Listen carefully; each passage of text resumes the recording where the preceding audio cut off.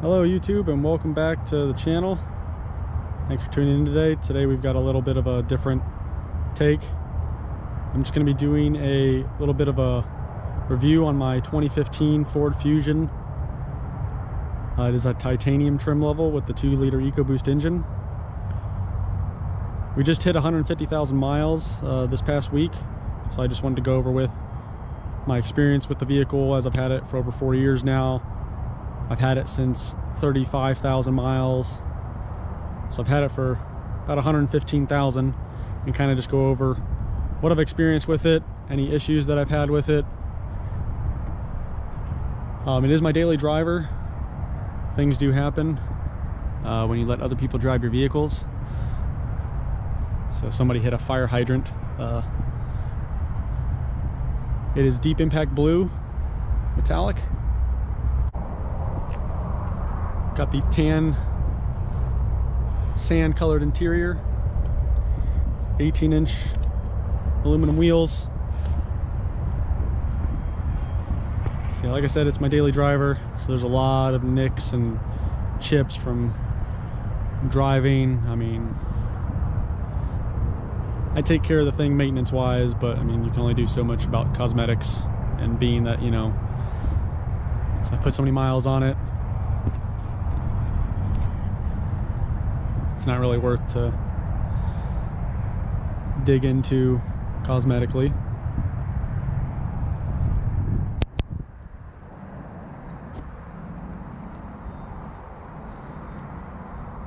So overall, my experience with the car, like I said, I've had it for about 115,000 miles. It's given me very little issues. One issue that it has had is a small issue, and it's not maintenance related at all, is the fuel tank canister purge valve. Those are known to fail on, from my experience, basically all makes and models, not just Ford, but across many other brands and lines of vehicles. So that, you know, was a cheap part, took me 10 minutes to replace, no big deal. It did have a passenger front wheel bearing that started giving me some noise at about 50,000 miles. So that was covered under the factory powertrain warranty. So again, not something that's maintenance related, and something I could have avoided. But that's it.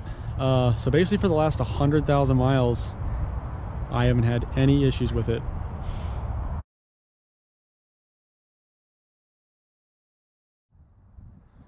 So now we'll pop the hood here to see the heart of the beast.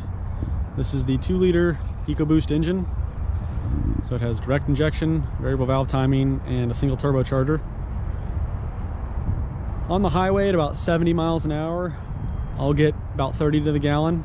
If you go over that, you know, it tends to go down quite significantly. Once you get over 80 miles an hour, it'll get to like 25, 26. I've done a compression test on the vehicle. The compression is all still almost perfect. As far as maintenance I've done on the vehicle, I'm very meticulous with the maintenance. Being that it's a direct injection and turbocharged engine, I've done the spark plugs at 60,000 miles and 120,000 miles. That's just my personal preference with any turbo direct injection vehicle, is to do the spark plugs at about 60,000 miles. They're not hard to do, and it's just added peace of mind. That's not going to give you an issue. Helps keep the vehicle running at its peak performance. As far as fluids go, I've been doing the transmission every 30,000 miles. I'll do 2 drain and fills, because each drain and fill gets about 4.5 quarts of fluid. The transmission holds about 9, so when you do 2 drain and fills, you're going to get about 60 to 75% of the fluid out, because obviously it's going to mix with the older fluid. The transmission has always exhibited a harsh 2-3 upshift. It's never gotten any worse, never gotten any better. I've just stayed on top of the fluid maintenance on that. Moving to the coolant, I did a coolant flush at 70,000 miles, or about 77,000 miles, and then I did it again at about 144. So that's about, you know, 75 to 77,000 miles per coolant flush. Air filters, cabin filter, I've been doing those every, you know, year. and then with the engine. So this vehicle, I actually use a brand of oil called Amsoil. I don't know if you've seen it on my channel, but that's what I service all the fluids in this vehicle with, including the brake fluid, which I've also been flushing every 2 years for that.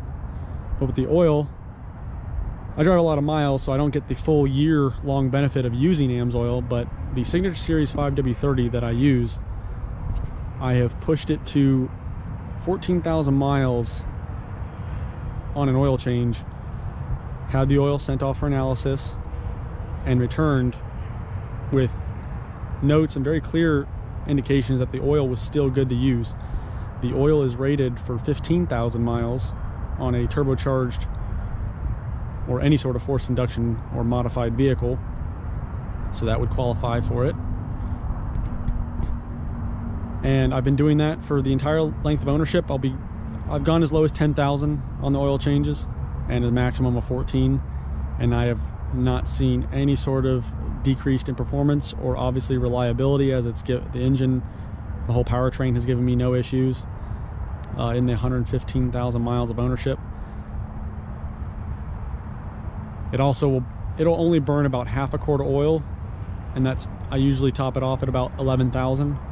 So we're talking very little oil use for oil that's in there for quite a significant amount of time in terms of mileage goes. I haven't seen any negative side effects, so I'll continue to be pushing the oil to 12, 13, 14,000 miles until I notice anything, it start burning more oil. But other than that, I mean, the interiors, it's worn. I'm not gonna go into it. As I use the vehicle every day, it's kind of dirty in there. I'll vacuum it out every now and then, but I'm fairly busy, so I can't always do that. I've done the front brakes. They seem to last a while, especially with all the miles I do. This vehicle actually got new front pads for the first time at about 115,000 miles. I just resurfaced the rotors. The rears, however, they wore out the pads at about 43,000 miles, and then I just replaced the pads again. I think it was at about 125, give or take. So for whatever reason, however the previous owner drove, they ran through those rear pads quite quickly, and it's on its second set of rotors now. The battery was replaced at about 3 years old, so that battery's been in there for about 2 and some change now. But yeah, overall, it's been a very good vehicle. I'm actually looking to keep it, basically as long as I can. To me, it's more valuable as a vehicle to have in my possession than to trade it in and only get 4, 5, 6, 7,000 for it. I'd rather just hold on to it and keep driving it. It'll save me from having to use one of my other vehicles.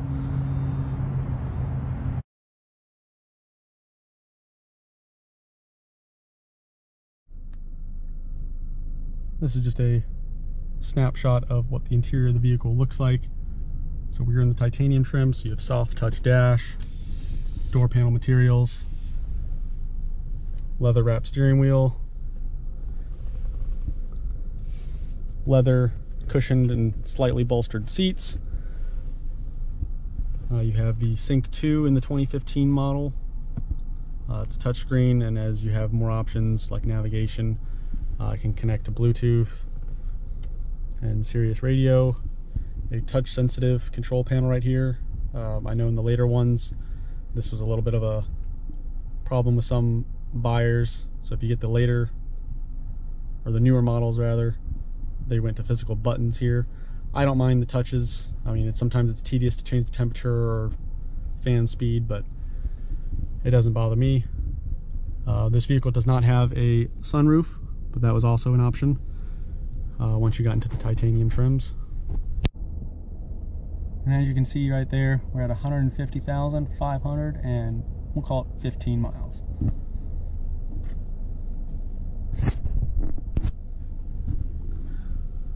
This is the more premium instrument cluster. The more basic instrument cluster has a physical speedometer and tachometer. This one's digital, both on the left and right of the centralized speedometer.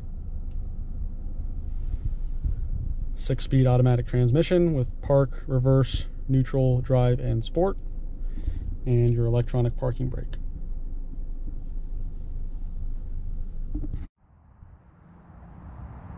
So just to sort of recap, overall I would highly recommend buying one of these vehicles, especially if it has the 2-liter EcoBOOST engine. That seems to be the most reliable of the EcoBOOST engines. The 2.5-liter naturally aspirated engine is also a good choice, but if you want a little bit more sportier driving, then the EcoBOOST engine is definitely what you'd want to look for. I would definitely avoid any Ford Fusion with the 1.5 or 1.6 liter EcoBOOST engine. Those have shown to be problematic no matter what year or model that those two engines are in.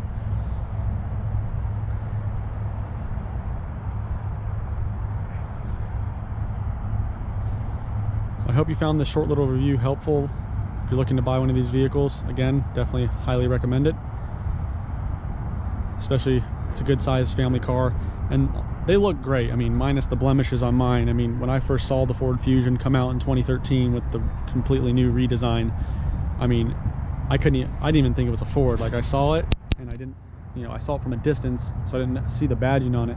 I thought maybe, there's definitely styling cues from one of Ford's older brands that they used to be a part of, and that's Aston Martin. You can definitely sort of see that in the grille. I know that's kind of a lofty comparison there, but that's exactly what I potentially thought this was, like a new Aston Martin, like entry level brand or something. But obviously, once you get closer to it, you can see it's more cheap. It's more cheaply made, obviously, than an Aston Martin. So, but yeah, it's a great looking vehicle, especially the titanium. The way the lights are a little bit different in the rear. And now that these vehicles are actually stopping production in 2020, model year 2020 will be the last model year that you can buy these. The prices are probably going to drop significantly, if I had to guess. I mean, they're a high volume vehicle.